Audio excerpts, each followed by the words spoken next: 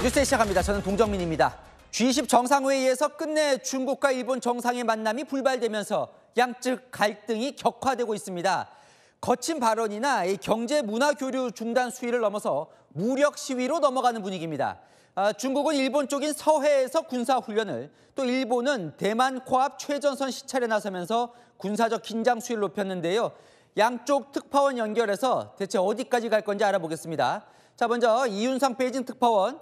조금 전까지 군사훈련이 있었어요. 실탄 사격 훈련이었다는데 어느 정도 수위였는지 전해주시죠. 네, 중국은 오늘 동부 산둥성 인근 해역에서 실탄 사격 훈련을 진행했는데요. 훈련은 조금 전 마무리된 상태입니다. 중국은 다카이치 일본 총리의 대만 개입 발언 이후인 17일부터 서해 중부와 남부, 북부 등에서 최소 5차례 이상 군사훈련을 이어가고 있습니다. 오늘 훈련을 한 산둥성 류궁다오는 청나라의 근대 해군이 일본군에 크게 승리한 지역이어서 최근 이어진 훈련이 일본을 겨냥한 것이라는 분석이 나옵니다. 군사 전문가들은 최신 스텔스기 젠20과 장거리 로켓포 등이 동원됐을 것으로 보고 있고, 사거리 1,500km 이상의 항공모함 킬러라고 불리며 미국과 일본의 해군력을 제압할 수 있는 둥펑 21D도 이번 훈련에 동원됐을 가능성이 제기되고 있습니다. 중국 로켓군 부대는 9월 전승절 열병식 때 공개했던 최신의 핵탑재 대륙간 탄도미사일 둥펑 61 등을 내보이며 일본을 압박하는 영상을 공개하기도 했습니다.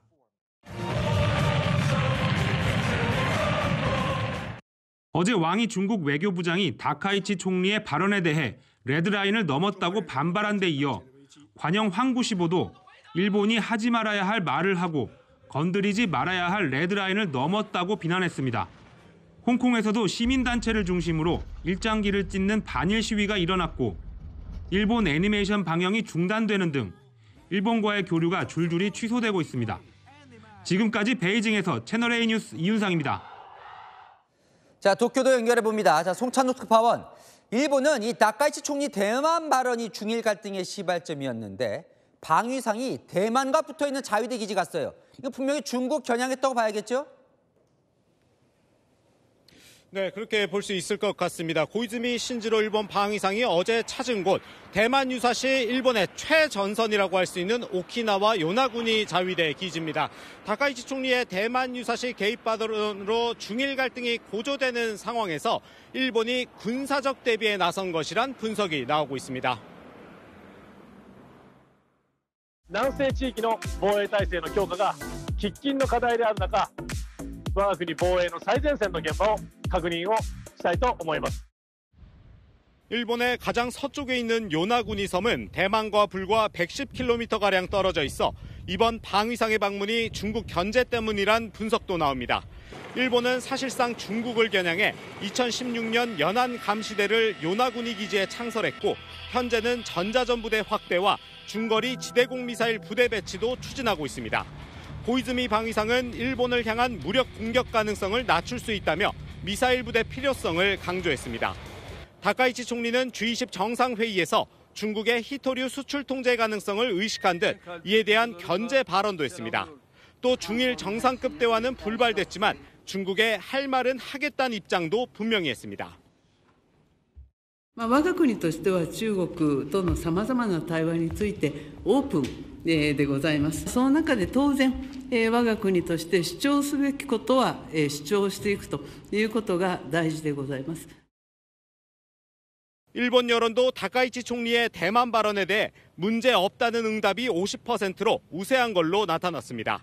지금까지 도쿄에서 채널A 뉴스 송찬욱입니다. 이번 G20 회의 기간 한 공간에 있어도 만나지 않은 중일 정상. 이재명 대통령은 따로 둘 다 만났습니다. 리창 중국 총리와 만남이 예정돼 있는 상황, 다카이치 일본 총리에도 우리가 회동을 먼저 제안해 만났습니다. 괜한 오해 사지 않도록 한쪽에 치우치지 않고 실용 외교를 하겠다는 뜻으로 풀이됩니다. 터키 앙카라에서 이동훈 기자가 보도합니다.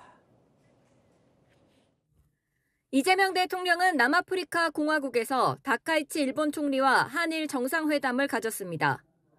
리창 중국 국무원 총리와 면담 전 우리 측이 먼저 제안해 성사됐습니다.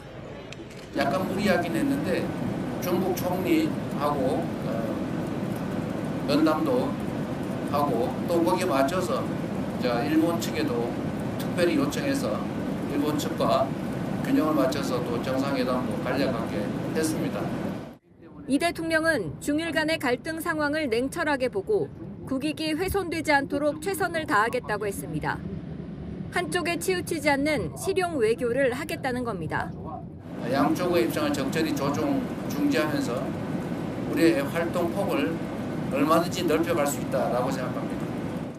한일 정상회담 땐 셔틀 외교를 지속하기로 했고 리창 총리와 회동에서는 베이징에서 이른 시일 내 만나기를 기대한다고 말했습니다. 이 대통령은 남아공을 떠나 튀르키예에 도착했습니다.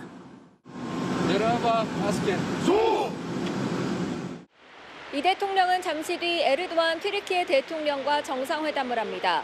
방산, 원전 분야 협력이 중점적으로 논의될 전망입니다. 앙카라에서 채널A 뉴스 이동훈입니다. 네, 한 기자, 외교안보 국제부 김범석 부장 나왔습니다. 이 중일 갈등이 무력 시위로 번지는 양상인데요. 중국이 특히나 부쩍 늘었어요. 그렇습니다. 아까 리포트에서 보신 바와 같이 오늘도 서해 동부 산둥서 인근 해역에서 실탄 사격 훈련을 했는데요. 중국은 최근 일주일 동안 서해 동서남북 방향에서 최소 5차례 이상 일본 보란 듯이 군사 훈련을 이어가고 있습니다. 일본 보란 듯 훈련을 했다면 뭔가 일본이 무서워할 무기들이 나와야 될 거 아니에요. 그렇습니다. 제가 군사 전문가들한테 한번 물어봤는데요. 공통적으로 꼽은 미사일 무기가 있습니다. 먼저 둥펑 17이라 불리는 극초음속 활공체 탑재 중거리 미사일 체계를 꼽을 수가 있는데요. 사거리 1800에서 2500km를 비행하는데 활공 단계에서 마하 5에서 10 엄청 빠르죠. 그런 속도로 비행해서 일본 요격 체계를 무력화할 수 있다는 겁니다. 현존하는 미사일 방어망을 돌파한다는 평가까지 나오니까 한미일 미사일 방어 체계 전체가 압박을 받는다는 얘기까지 나옵니다. 그리고요. 또 항공모함 타격용 극초음속 대함미사일 잉지 17이나 극초음속 순항미사일 잉지 19, 잉지 시리즈도 일본이 두려워할 수 있는 주요 전략 자산으로 꼽히는데요. 이 역시 궤도가 불규칙해서 요격이 어렵다 보니 항모 킬러라는 별명이 붙어 있습니다.